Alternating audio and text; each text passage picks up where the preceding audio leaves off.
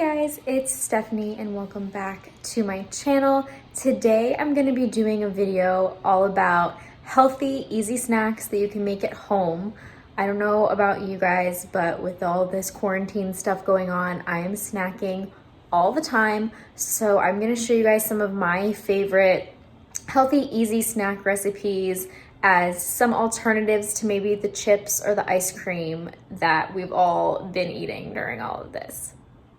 So I'm gonna be showing you guys how I do roasted chickpeas, super easy. 3 ingredients is all you need for that. I'm gonna show you buffalo cauliflower. Once again, only like 3 or 4 ingredients for that. I'm also going to do sweet potato fries, and then for something sweet, I'm gonna do yogurt covered grapes. So let's just get into it. I'm gonna do roasted chickpeas. So I have my oven preheating to 400. You can do a little bit hotter, but I like to do 400 just to be on the safe side. I'm gonna use 1 can of chickpeas today. You can definitely use 2, but I'm only 1 person, so I definitely do not need any more than just 1 for right now. And then you just need some olive oil and whatever seasoning you want to season them with. I'm gonna do probably like half and half. So I'll probably do like half of them with like this chili lime seasoning that I have, and then half with Parmesan garlic. I rinse my chickpeas. Just got like a normal can of chickpeas. I ain't getting anything fancy, but I'm just gonna rinse them out. I'm gonna put a paper towel in my bowl so I can dry them out. I'm just gonna pat them dry. They don't need to be like completely dry, but you don't want them like sopping wet either. All right, so now that they're nice and dry, I'm going to mix in a little bit of olive oil and just kind of toss them in some olive oil. Obviously, the more olive oil you use, the crispier they will be, but you don't want them to be like soaked, of course. So I'm not gonna really measure, I'm just gonna kind of estimate based on how they look. Need a little more.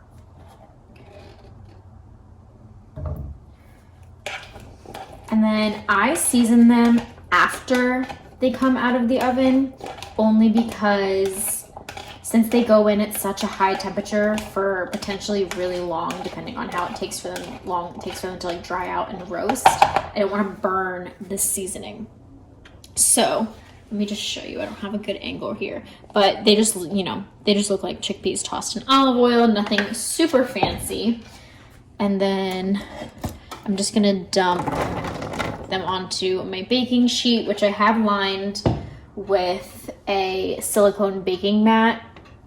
You don't need a silicone baking mat for this. You can just put it on foil or just grease the pan, but this just makes them really easy to not stick at all, especially as they get hotter and even a little crispier. And then once this is done preheating to 400, I'm gonna put them in the oven starting for 20 minutes. And then based on how roasted they look after 20 minutes, add time on. I like mine on a little bit of a crispier side, so I feel like these could take up to 40 minutes to roast. And then once they're out of the oven, I will show you the different seasonings I like to do, and yeah, we'll toss them in some seasoning. Okay, so this is what they look like after a full 40 minutes in the oven. If you like them more like brown than this, then you can totally leave them in, but this is like the perfect color for me. So I wanted to show you what kind of seasonings I like to use, and then we'll toss some of them in one of the seasonings. So what I usually do is just regular Italian herb seasoning, because I feel like that's the most basic one, frankly, and it'll go with whatever else that I'm making if I want to use this as a side for something. So just any sort of Italian seasoning works. This is just the one that I have. Or More recently, I've liked doing this garlic parmesan seasoning. This one is specifically from Wegmans, which is a grocery store by me. But I'm sure you can find things just like this from other brands. And then I also have this Trader Joe's chili lime seasoning that sounds kind of fun. But today I think I'm gonna do all of them with the garlic parmesan seasoning, just because with what else I'm gonna be cooking this week, I think this will go best. So I'm gonna go back to this little mixing bowl that I originally tossed the chickpeas in. It still has a little bit of oil left, which is perfect. It'll help the seasoning stick. I'm gonna scoop all of these chickpeas into here, and then we will toss the seasoning with them. Okay, so I actually am also going to use some Himalayan pink salt in here, just because this seasoning on its own isn't very salty, and I really like these to be a little bit salty. So I'm just gonna kind of go heavy with this. And then I'm definitely gonna need 2 hands for this, but I'm going to just crack some of this salt into here as well. Okay, so I have all of my seasoning in, and just use whatever seasoning you like best. Whatever, you know, something great about these chickpeas is you can really season them with whatever and they taste good. And obviously, however much seasoning you want as well, you can always add more if you don't originally put enough in. But I'm just gonna toss these around, and you can hear how crispy they are just from me tossing them around in here. Just until they're all nice and coated. Pretty well seasoned to me and well coated. So I think I'm gonna stop here with them and not add any more until I go to eat them, and they're way too hot to eat right now. So one thing about these is I definitely do not put them in the fridge. I leave them out. I'll cover this bowl with foil, or I'll put them in a Tupperware container or something, and I leave them out at room temperature so they can stay as crispy as possible. If you put them in the freezer, they'll get soggy, and if you heat them up in the microwave, they'll get soggy. If you need to heat them up for whatever reason, you can just put them back on a baking sheet and heat them up in the oven for a few minutes. But I usually just eat them cold as like a snack to replace like chips or anything kind of crunchy, because these are super crunchy and they'll stay that way if you just leave them out at room temperature. So that is it for the roasted chickpeas. Buffalo cauliflower time. I have my oven preheating to 450 degrees.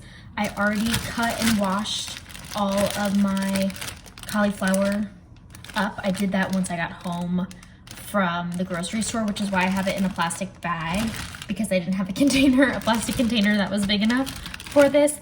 But it works perfectly because we're just gonna toss the cauliflower in some olive oil in this bag. So kind of like with the chickpeas, I'm just gonna do a little bit, see where we get, and then add a little bit more if needed. Basically, you just want them to be evenly coated in the olive oil, so like a few tablespoons.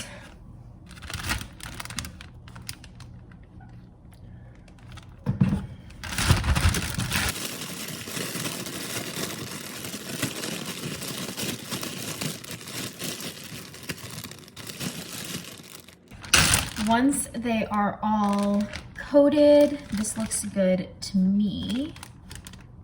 I'm just going to dump them out onto my baking sheet. You can use like a greased baking sheet, of course. I'm just using another silicone mat on my baking sheet because they're just a little bit easier than using foil or worrying about greasing a baking sheet. And now that I have them all out on here, I am just gonna cut up some of these like larger ones into smaller pieces. When I first got them home from the grocery store, I didn't really think to cut them up smaller, to be honest, but I'm just gonna cut these to be a little bit smaller so they're more even when I try and like roast them. So like some of these bigger ones, I'm just gonna cut them in half. So now that these are all cut up and coated in olive oil, I'm just going to put them in the oven. I'm gonna start with just 15 minutes, kind of just to get them like halfway there. And while they're in the oven for those 15 minutes, I'm going to make the sauce. So while the cauliflower are in the oven for the first 15 minutes, I'm going to make the sauce. I am using just a large mixing bowl. Probably don't need one this large, but this is just the one that I had clean right now. You need whatever kind of hot sauce you want. You can do a combination of different hot sauces. I'm just using Frank's Red Hot Buffalo sauce, very basic and easy. And then a little bit of lemon juice. I just have like a plastic container of one because I'm not gonna use that much, so I didn't want to cut up a whole lemon. I would say probably half a cup or half a lemon of lemon juice if you are gonna use a real lemon. And then 2 tablespoons of melted butter. So this is, once again, really easy, and you can use your own proportions based on how spicy you want it.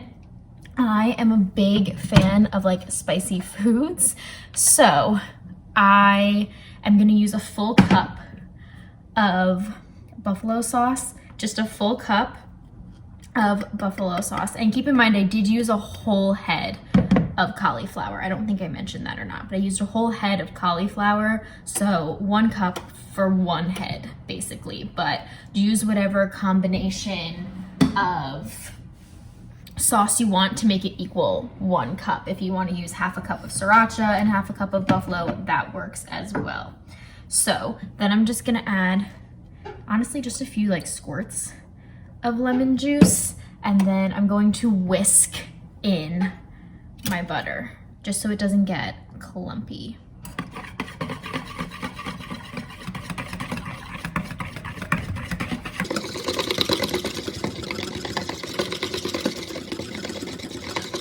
So now this is done, and then when the timer is done on the oven for the 15 minutes, we will toss all the cauliflower in this. Okay, now that these are out of the oven, it's been 15 minutes. They're starting to get nice and brown on the edges.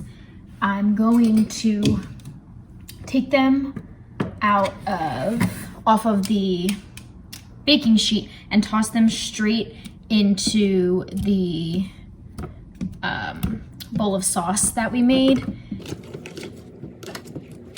Okay, so now that I have them all as evenly coated as possible, I'm gonna dump them back onto the baking sheet with whatever sauce is left over. And then I'm just gonna toss them around a little bit more on the baking sheet just to make sure they're all as evenly coated as possible.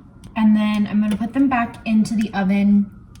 And then for this time in the oven, still at 450, it's just gonna be however long you want them to cook for. So I typically would do another 15 minutes, but since these were already getting nice and golden brown after the first 15, I'm just gonna start with 10 and then see how good they look after 10. Okay, so this is them after just 10 more minutes, and I think that they are perfect because I don't want them to get too like brown or even burnt. So just so you know, when you are cooking them with all the sauce on, it does get very like sizzly sounding, so don't be alarmed if you hear that. But yeah, this is it for them. I'm gonna move them, I'm gonna let them cool and then move them into a container and eat them as like a side or a snack. I do usually eat them with ranch, but believe it or not, I cannot find any ranch dressing at the grocery store, so I will just be eating them plain. But yeah, this is it for buffalo cauliflower. Something to add with these as well is if you wanted to, you could totally like make a batter for them, batter them, and then bake them in the oven. But of course, this is a little bit of a healthier alternative even to that. And of course, you could use like even barbecue sauce to make them like barbecue wings. So just wanted to throw that in here as well. Okay, so moving on to our sweet potatoes. I am probably going to cut them more into like potato chip shapes, but you can cut them however you want. We're gonna cook them the same way regardless. I cut them more into a chip shape or a little like cube shape even, so I can put them on my salads during the week so I don't have to just eat them as a side, and it's easier just to cut them up ahead of time, in my opinion. So I have two like medium-sized sweet potatoes, but use however many sweet potatoes you want or whatever size. These are just the ones that I found at the store. And I microwaved them for like 45 seconds to a minute, depending on the size of the potato, just to soften them a little bit, so I'm not relying strictly on my like upper body strength to power through them, and can cut through them a little bit easier. Oh, also, I leave the skin on mine. That's just my preference. You can peel the skin off of yours, of course, as well.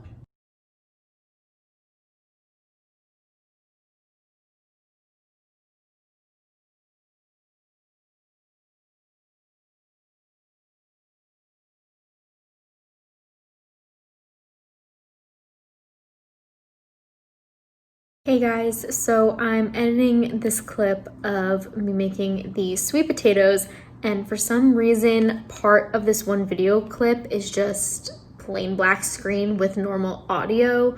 So instead of just leaving the audio, I'm just gonna explain what I did.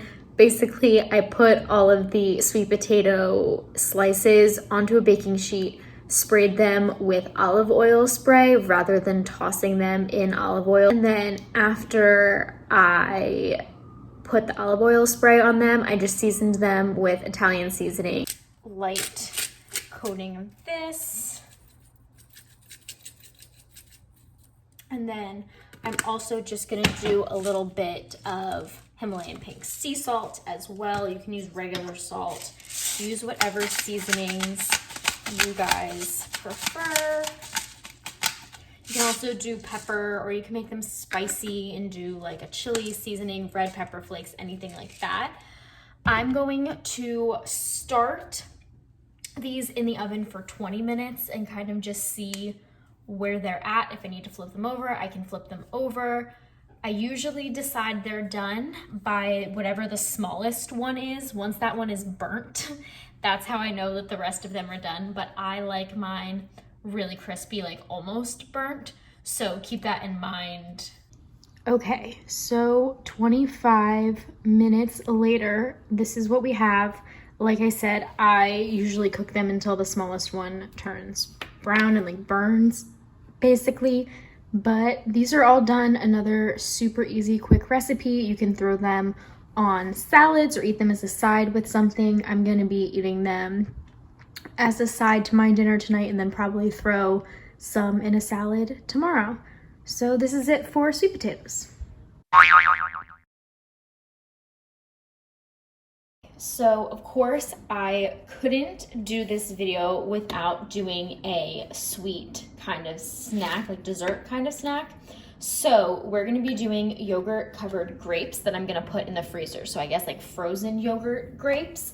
So I just have a handful of red grapes here because that's what I had. You can obviously do whatever kind of grapes you want. You can do this with any kind of fruit that you want. Honestly, you could do yogurt covered strawberries, bananas, whatever. You can also use whatever flavor yogurt you want. I'm just doing plain non-fat yogurt because I have a tub of this left over from a chicken dish that I made. So I'm just gonna be using this just to use it up. But you can of course use any kind of yogurt, any flavor, Greek, any kind of yogurt that you want. So this is honestly so easy. I'm gonna pull off the grapes and kind of like stab them with my fork, dunk them in the yogurt so they're completely coated. And then we're gonna put them back onto this baking sheet. I have a silicone mat on this baking sheet just to keep it from sticking too badly. So I'm just gonna pull off all these grapes and we'll get started.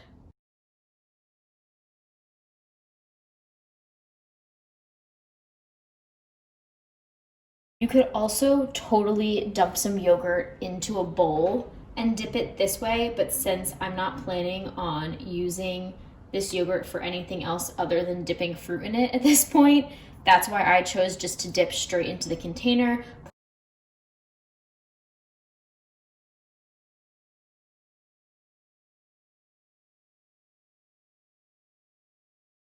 Okay, these are all coated, at least coated as best as I can get them with the yogurt. I'm gonna put this baking sheet into the freezer.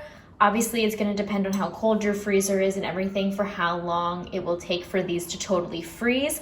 I'm gonna check them in an hour, and then whenever they're done, I'm just going to transfer them into a container or a plastic bag just so I don't have to keep this huge baking sheet in my freezer.